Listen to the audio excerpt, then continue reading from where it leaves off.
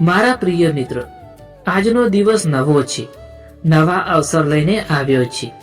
ગઈકાલમાં શું થયું એ ભૂલી જાઓ. આજે ફરીથી એક તક છે તમારી જાતને નવું બનાવવા, નવી આશા સાથે આગળ વધવા માટેની. નવો દિવસ એટલે નવો આશીર્વાદ.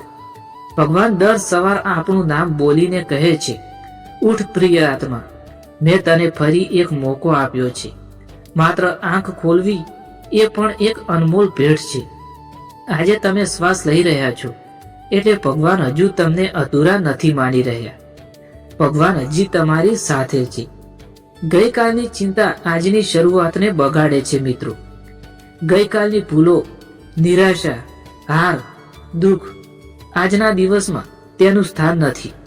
ભગવાન કહે છે, ગઈકાલ મારી પાસે મૂક, આજનું કાર્ય તું કર.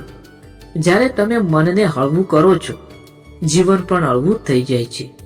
મિત્રો, આજના દિવસનો એક સંકલ્પ હું કરી શકું છું.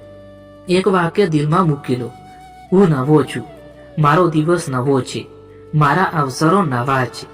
જે માણસ આજને મજબૂત રાખે છે તેનું કાલ આપોઆપ સારું થઈ જાય છે. જીવનનું અનમોલ વચન છે, જે પોતાના પર વિશ્વાસ કરે છે તેને હું કદી ખાલી હાથે નહીં છોડતો. મિત્રો, સકારાત્મક વાતો જીવનને બદલે છે. આજે સવારે પોતાની જાતને 3 વાતો કહો. પહેલી છે, હું ભગવાનનો સંતાન છું એટલે હું મજબૂત છું. બીજી વાત છે, જીવન મારી સામે છે, મારી પાછળ નહીં.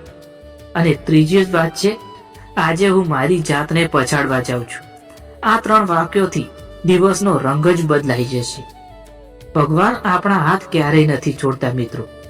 નવો દિવસ એ પુરાવો છે કે ભગવાન હજુ પણ તમને પોતાની યોજના મુજબ આગળ વધારી રહ્યા છે.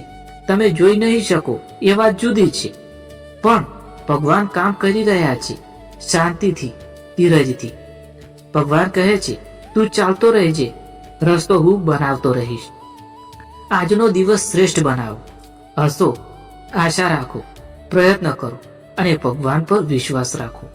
યાદ રાખજો મિત્રો, નવો દિવસ તમે માગ્યા વગર મળે છે, પણ સારો દિવસ તમારે બનાવવો પડે છે.